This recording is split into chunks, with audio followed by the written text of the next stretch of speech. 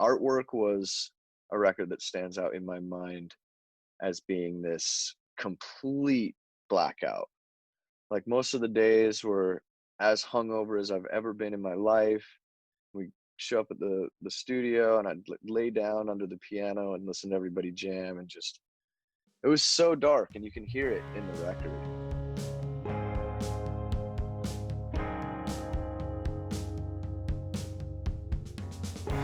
Holics.com, in partnership with Heartsupport and the Global Recovery Initiatives Foundation, is proud to present High Notes, a podcast about addiction and recovery in the music business. I'm your host, James Shotwell. My guest today is Bert McCracken, the vocalist and frontman for The Used, an American rock band that has been successfully touring and recording since 2002. The band's latest album, Heartwork, was released in April of 2020.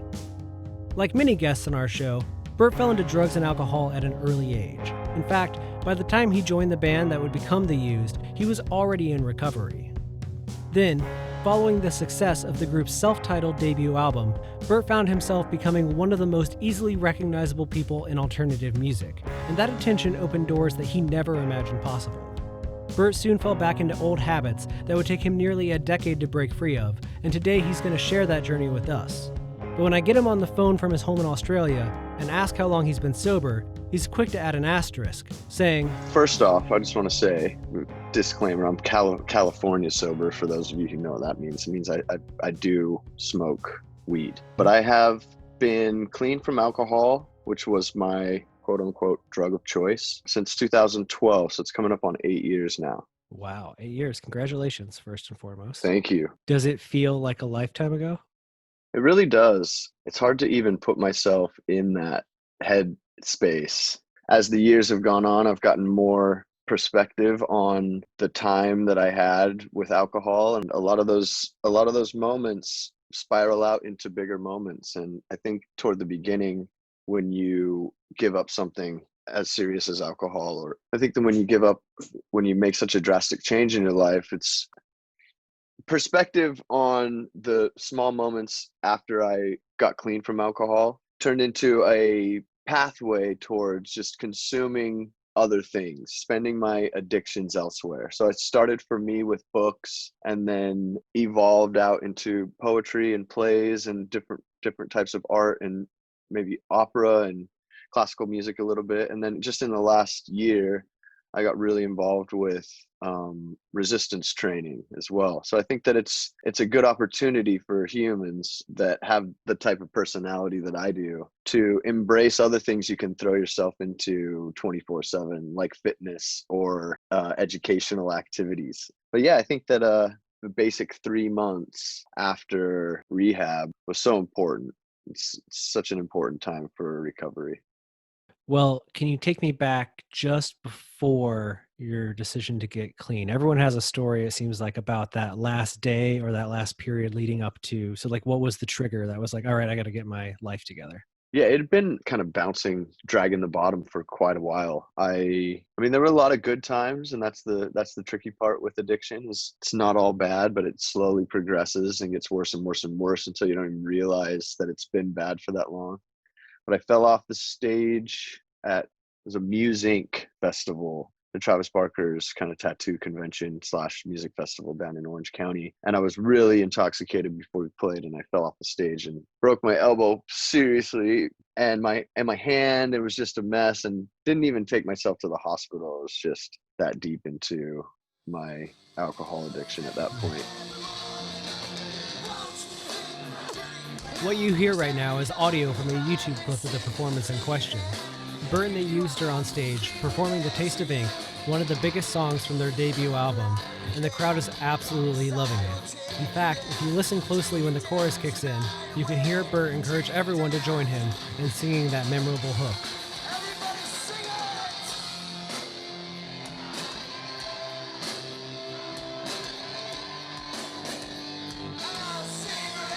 As Bert comes back in, it seems like the show will end just like any other. But then, moments later, disaster strikes. See if you can hear it happen. That thud you just heard was Bert falling off the stage. Security guards rush over, and the band finishes the show, but we never see Bert again. And from there, I think it still took me, that was still 2 years away from my rehab.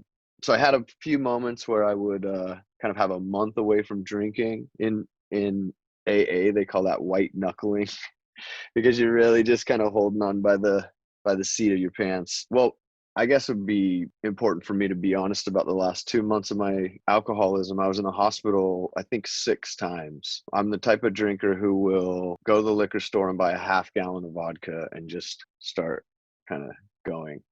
So yeah, there was a lot of pain. I also have really bad, like, progressive cycle when I drink of hurting myself, whether it's on accident or on purpose. And one real standout day before reluctantly, hesitantly forced into rehab, but then quickly surrendered to the process.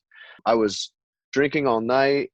I maybe fell asleep for a few hours in the morning time and then woke up and walked to the liquor store and bought another bottle of vodka. And I think by noon, again, I was blacked out. And I guess I had been hitting my head. I was furious with something and smashing my head, which is such an embarrassing, awful story to tell. But my wife actually called the police. They came, they locked me up. And they'd seen me a few times, and the hospital had seen me a few times. So it's getting pretty serious. So, like, you're trying to kill yourself.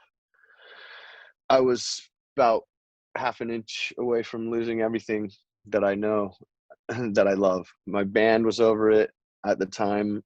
There's really nothing they could have done for me. And it was taking a toll on them emotionally, mentally. And my wife was done with it. My wife had had enough, and she had put it quite plainly that if it kept going, that she couldn't stay and be a part of it, which I totally respect and love her for that now. So yeah, those are a few of the moments that's not even the tip of the iceberg. It's just, addiction is serious. Yeah, I'm thinking now, if you've been sober 8 years, so the band was going pretty strong for like the decade preceding that. So what's the very beginning with you in any kind of like substance abuse addiction? Does it start in high school, or does it come with the music? How does it all kind of ramp up? Yeah, I was straight edge in high school, kind of a straight edge hardcore kid, like a lot of people Hmm. were in Utah. Uh, Big straight edge hardcore scene in Salt Lake City, crazy scene at the time in the late 90s.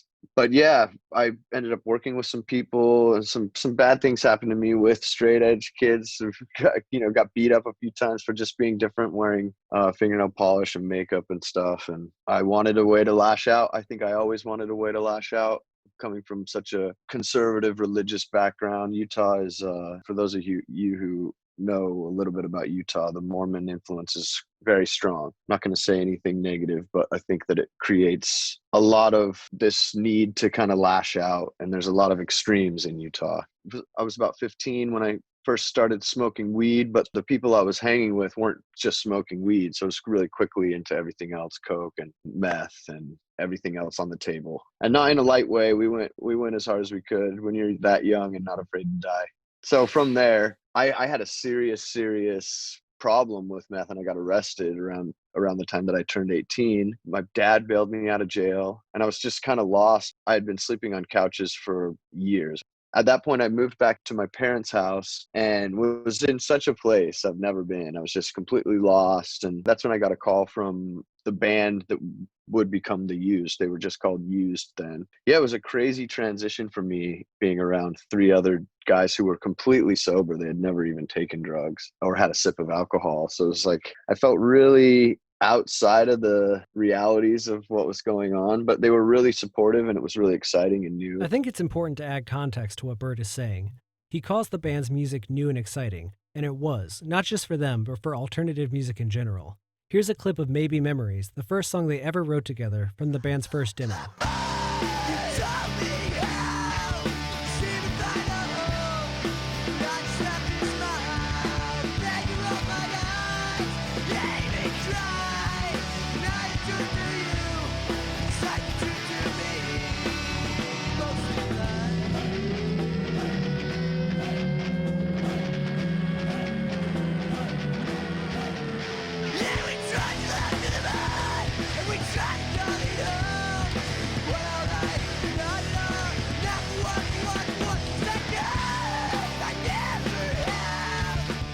Yeah, so we'd be recording demos or trying to rehearse, and then they'd drive me over to the Narcotics Anonymous meeting and trying to keep it fresh like that. But I think, a year into being on tours, the drinking started, and then kind of anything and everything from there.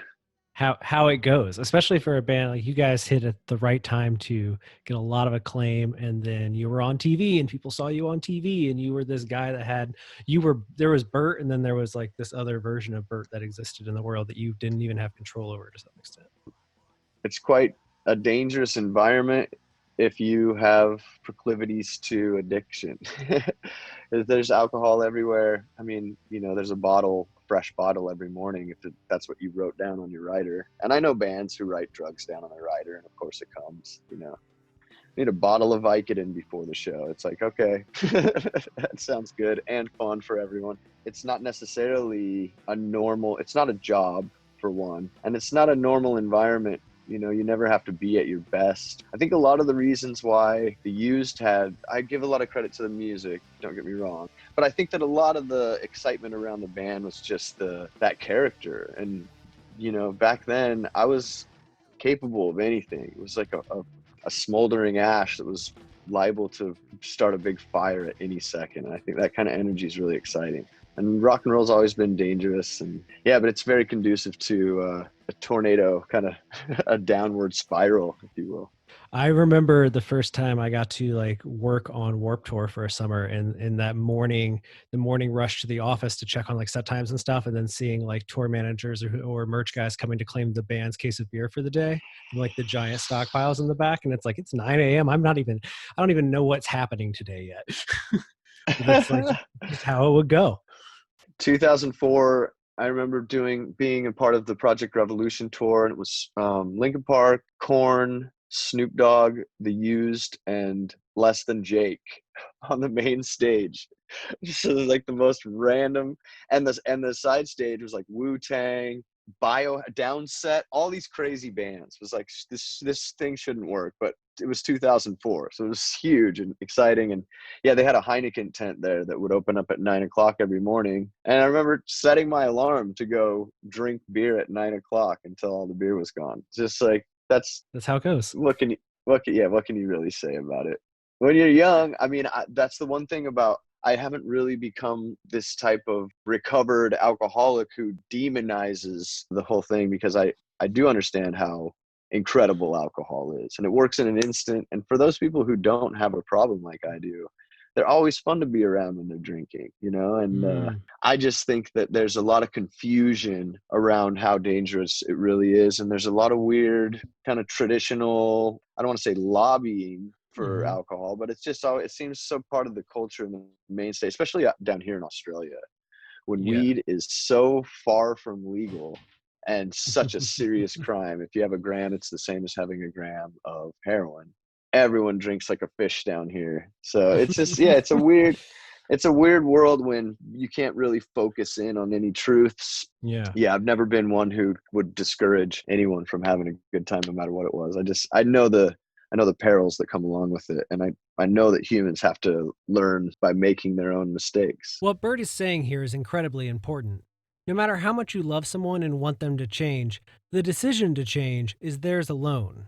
They may fall down before that happens. In fact, they may fall down more than once. What matters most is that you're there when they need you, which is what Bert tries to do for his fans, as he explains. Yeah, I've had a lot of people know my struggles with addiction. I'm really open with the fans, and if anyone ever wants to chat, I give them my phone number. They can text me. It's a small world. It's not a crazy thing. And I've met a lot of people who struggle with the same kind of thing. And it's always, when you're inside of it and you want out so badly, but you're in that cycle. It's like every single day, by the end of the day, you've slipped up again, and the cycle repeats itself. And it does take some really, really hard moments, hard times. But those hard times are what make humans human. It's impossible to say that when you're at a good moment in your life.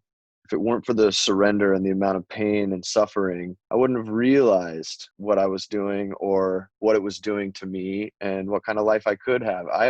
I can only hope to be a little bit of a beacon of light, a little bit of a lighthouse, not to go too cheesy with with references to the new record, but I can only hope to be a bit of a voice of reason.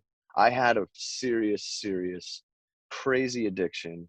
I was a death drinker. And if so, I always say it, if there's hope for someone like me, then there's hope for you. It just does take a lot of personal pain and anguish to kind of Mm. have those breakthrough moments.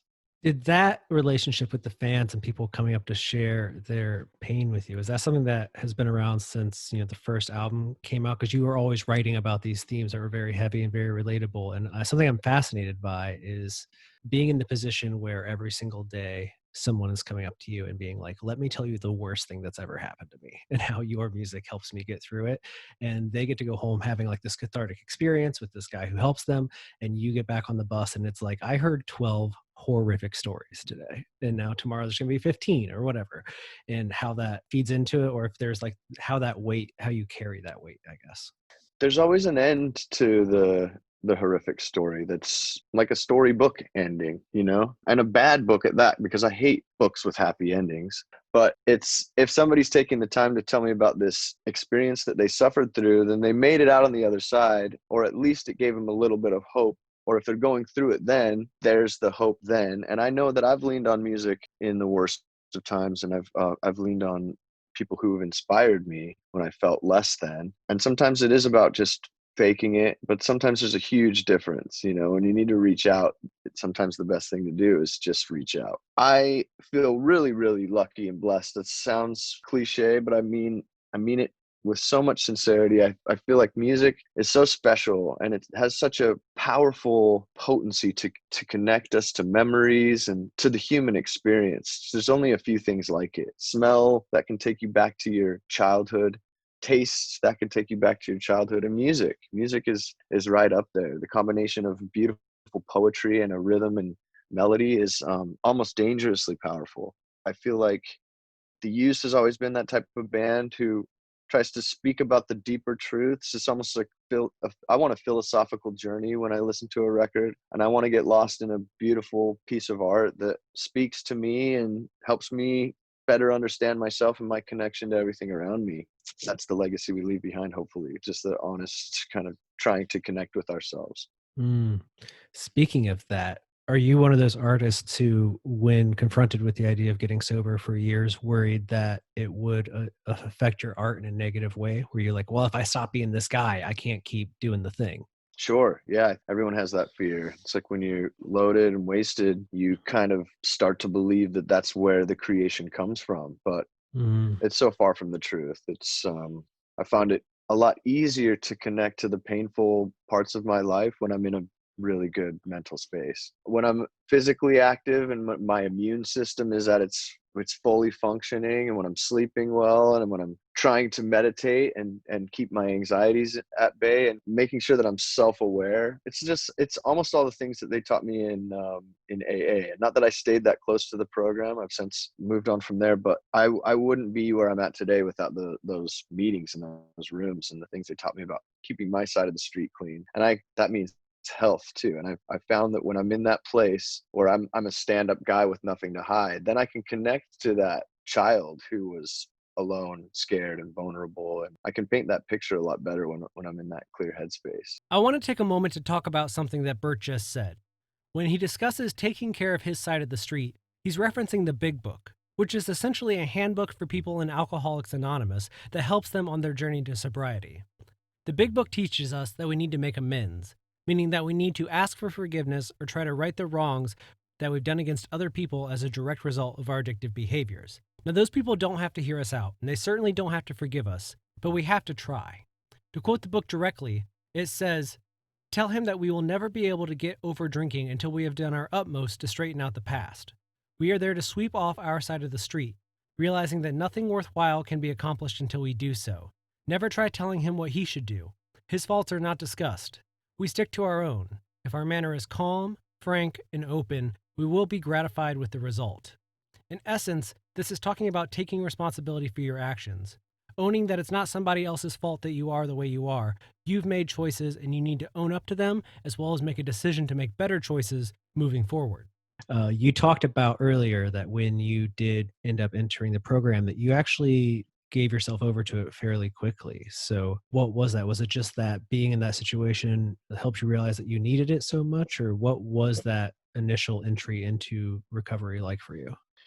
Yeah, I knew that if I didn't go to rehab, then everybody was gonna walk out, and I was gonna lose everything, the band and my wife, the 2 most important things in my life. So I agreed to go to rehab. Luckily, I have a lot of connections with a lot of wonderful people. I'm so very grateful to a program called Music Cares. They really, really helped me out and helped me find the right place to go and the right people. And I had an amazing rehab. I had an amazing program. But yeah, when the first week, maybe the first even 10 days, it was all about just doing what I needed to do for other people at that moment. And in the back of my mind, I was going to sneaky drink for the rest of my life. It's just like I had been doing for the last couple of years.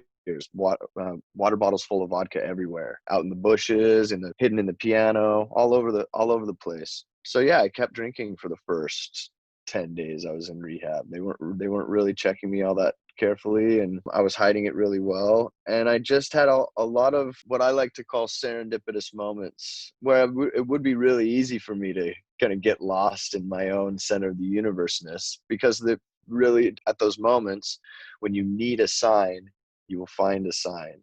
And when you need to hear something, you will hear something. If you're looking for it, if you're looking hard enough, you might find a specific message for you, even in the cracks in the sidewalks. Humans are capable of relating anything to ourselves. But at the same time, I was around people who truly understood what I was going through and were sympathetic to my struggles. And yet most of them had been through way worse than I had, you know? What Bert is doing right now is touching on something very important and incredibly common. In fact, you'll probably hear it in many episodes of this show. Whenever confronted with their addiction, addicts will often compare themselves to other people as a means to reason or justify their behavior. You'll hear things like, "Yes, I like to drink, but I've never done X, Y, and Z, therefore I'm not an alcoholic." Or, "Yes, I take drugs from time to time, but it's never gotten so bad that this incredibly absurd thing has happened, and therefore I'm not an addict." But the truth is that addiction, much like life itself, is a unique journey for every individual. What is too much for some may not mean anything to another person, and vice versa. And for whatever reason, our egos within us like to prevent us from coming across as weak, and it convinces us that if we say we need help, we're somehow admitting weakness, and that weakness is bad. But let me tell you that if you can get past that barrier and admit that you need help and seek it out, then you can start a journey to building better and healthier relationships, not just with other people, but with yourself. And that's where Bird is at this point in his story. All these insane stories that really put me in my place. First off, humbled me, and second off, seeing that force. Like when you see a person change their life for the better, it is a powerful, inspirational moment. And I didn't want to live that lie anymore. It was so hard to keep that lie going. It was so much work. So yeah, I bit the bullet, and it was the scariest moment that I can remember in my life. Just that first day, I remember watching the minutes go by, like, how am I going to do this? I don't know if I want to live a life where I can't go to a bar. But I quickly got over that. A lot of the things that my counselors at the time, this beautiful, beautiful caseworker named Sam, who he had so many useful personal stories, but he also had so many just commonalities that people throw around in AA that I'd never heard before. And a lot of those things, as cliche as they are, when you're in that moment and you need something meaningful to kind of sink your teeth into, those are good enough.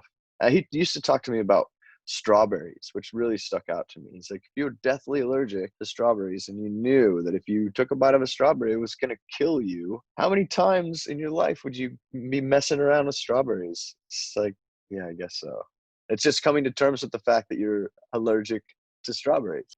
That's so good. I've had a few other guests on the show who've done the program, and they always tell me these really good turns of phrases or little metaphors like that, where it so simply summarizes it. And I'm just like, I know that that's from the program because it's so smart and so witty. We were just like, that's a good one. That's a good little nugget that does lock itself in your brain. I get it. Working the program really introduced me to so many charismatic and powerful people, and they were all Mm-hmm. sober, you know? So Mm-hmm. it was like a part of the story had already been told to me. And Yeah. I realized then that, yeah, it's not about getting wasted. That's Mm-hmm. not what makes people crazy and special.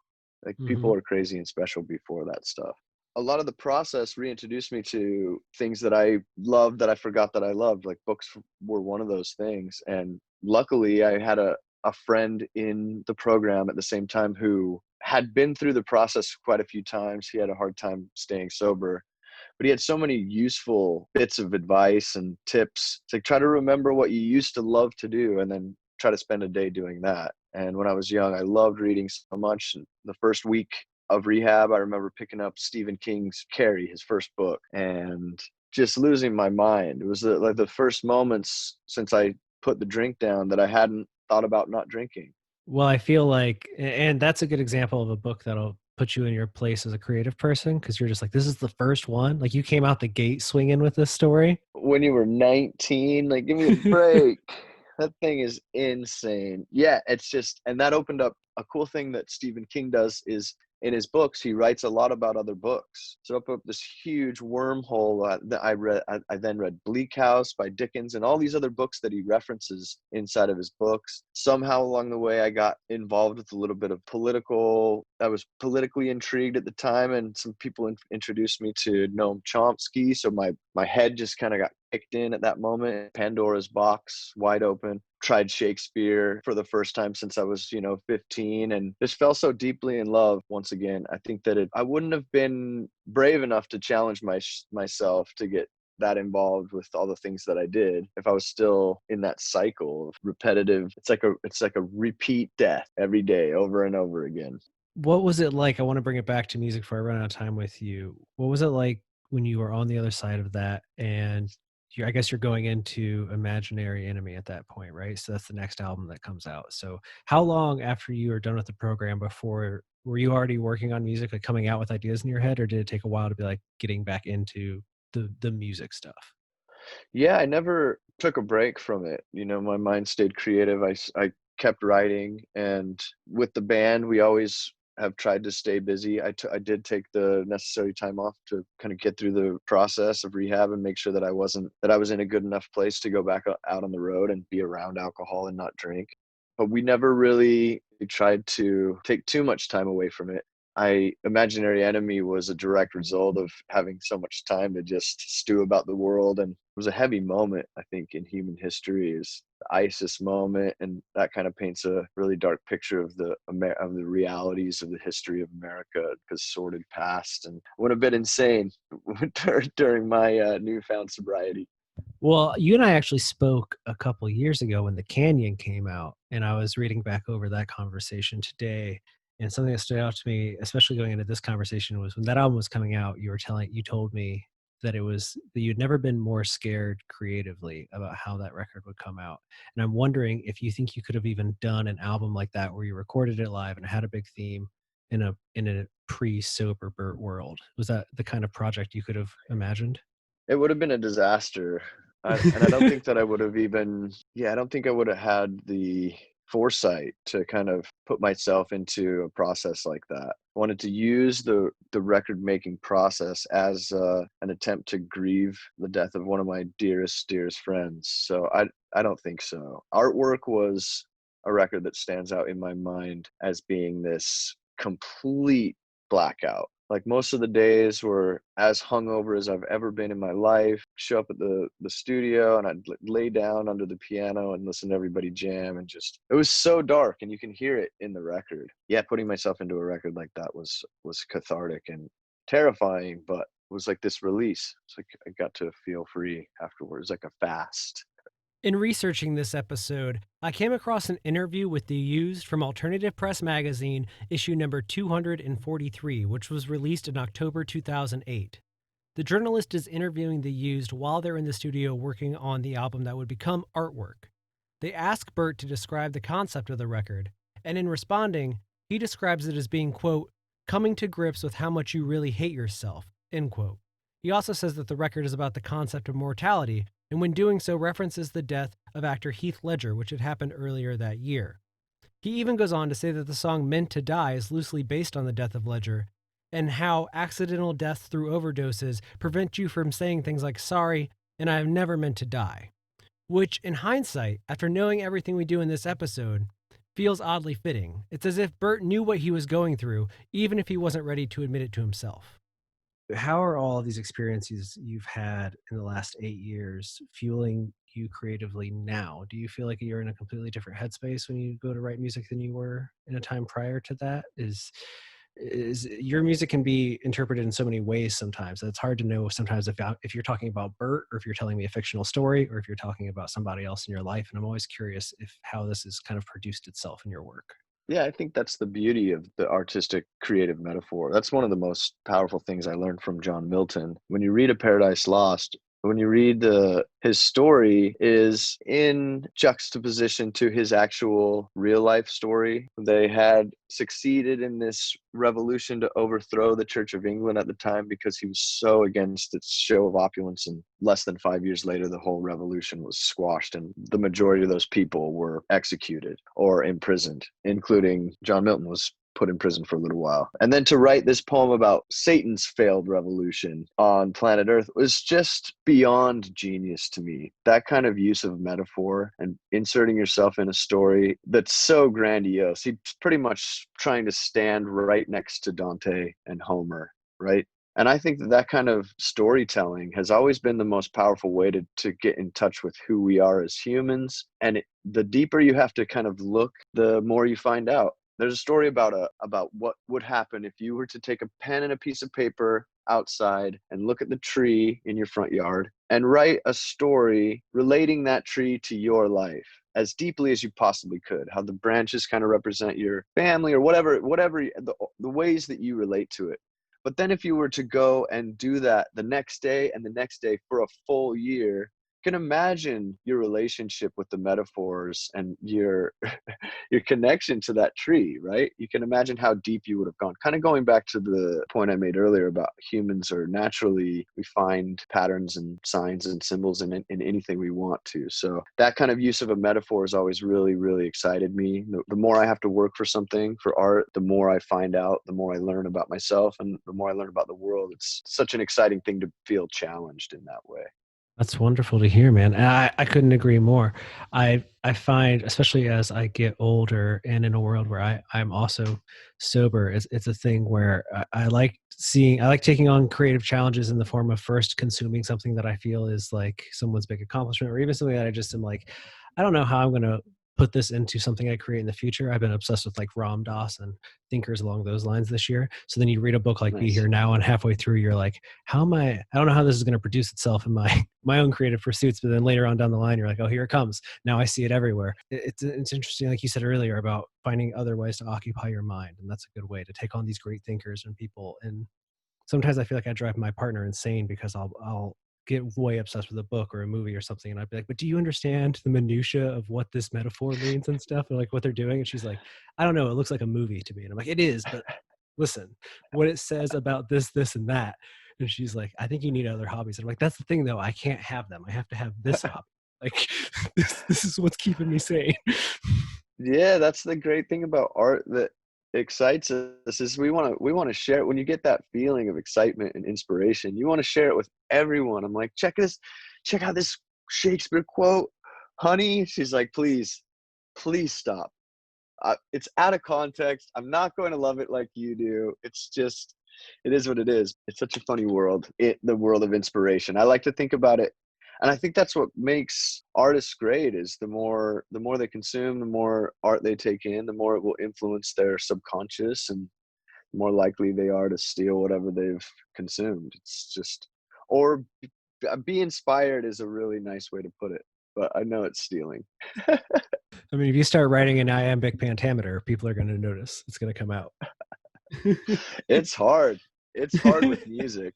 Yes, yes, it is. Yeah.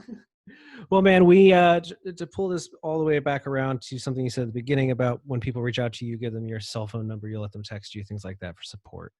There are people who are going to listen to this that want to have conversations with people in their lives, and there might be people listening who are fans of yours that have always, something I learned about art, especially like yourself, is when I see you in concert, I always see people who have their bodies covered in tattoos. They've clearly devoted a part of their lives to your music. So when they are wondering how to get their life together, what is the piece of advice that you give, or the suggestion that you give them? I like to start with what matters most, and I think that if you have a serious addiction, you need serious help, professional help. That means from people who have the authority to tell you, sorry, but that shit's not right. That's not the right way, and that's not going to work out for any human being. That's not how humans work. That's not how the human brain works. All these things, and I know it's not possible for everyone to have professional treatment, but that's the first place I would start is try to get yourself into a treatment facility. But if that's not a possibility, then start right away with the meetings. Alcoholics Anonymous meetings are everywhere, and they're always easy to find one. Same with Narcotics Anonymous meetings, and that's a really good place to start. But I think it's helpful to understand that it's not going to be an easy ride. It's going to be horrific. It's going to be a nightmare, but so short amount of time will pass before it's so worth it. And I don't know how much, I don't know, that is so important to remember. It's like nothing stays the same forever. And if you're taking steps in the right direction, it can only get better. And it's important to remember that life is about ups and downs. It's not always going to be good, and it shouldn't be good. It should feel like shit sometimes. And with that in mind, we always ask this question at the end of the show. When's the last time you've had a craving for alcohol? And when's the last time you felt genuinely tempted by alcohol? That's an insane thing to think about, because it's not something. Having two daughters keeps me super busy. Been lagging on my daughter's homeschool today. We have a lot of work to catch up on. So it's not something that man, it has been beyond years since I It's had even a beautiful. thought. I think that I think that a lot of the brainwashing that went on in rehab and in the meetings are really, really worked. I remember times that I had when I was drinking that I can think about fondly, but if I ever even think about like what it would be like to walk down the street and have a beer, and where that would lead me in the next week, 2 weeks, month Hmm. of my life, straight to death. Yeah, I'm really lucky. I don't know how or why. I'll just stay on my knees, humble and grateful that Hmm. I have today, and I don't have to drink today. That's all. That's it. It's amazing. I love that. I've heard a wider range of answers. We always ask both because I think it was our interview with Ron Winters where he told me the difference between cravings and temptations. And I was like, now we have to talk about it. But that's a beautiful thing, man. And I believe you told me that when we were talking about the canyon, that your daughters are something that definitely helps keep you along on the straight and narrow, which is a theme that Yeah, emerges a lot. I think that's a regular thing. Like being a dad, being a parent really takes you out of that center of the universeness. Is to see Mm. your mortality straight in your face. Hmm. I know my life now is so much more than my life. My life and my Mm. death, especially, is a big part of their story, of their life. So Yeah. I only hope to be present for them. And for all the people that might, pay money to come out and see you and cheer you on, they can be kids that can just be like, "Dad, you're just going to work."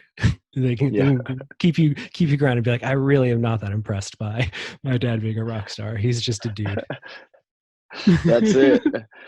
But it's a lot of the it's a lot of the love and support from the fans too that has kind of always kept me driven. It's always kept me. I mean, it's really exciting to create something, and I only create things that have all of my loves jam packed into it. This record has all of my favorite books, all my favorite poems, all my favorite melodies, all my favorite types of songs, all jam packed into one. So I didn't make it for the fans, but the fact that they're still here after 21 years, 20 years it really does drive me to kind of be the best version of me that I possibly could be. So a lot of huge love and thanks to the hardcore use fans out there. Listening back now, I find myself feeling grateful to know Bert. Not just because he makes amazing music and has a great story, but because he's genuinely interested in helping people lead better lives. That's the goal of everyone here at High Notes. We created this show to make it easier to ask for help and to facilitate having those hard conversations with the people in your life that may be suffering from addiction. If there's anything more we can do to help, please don't hesitate to ask. Until next time, I'm your host, James Shotwell. The show is brought to you by Holics.com and Alternative Press Magazine.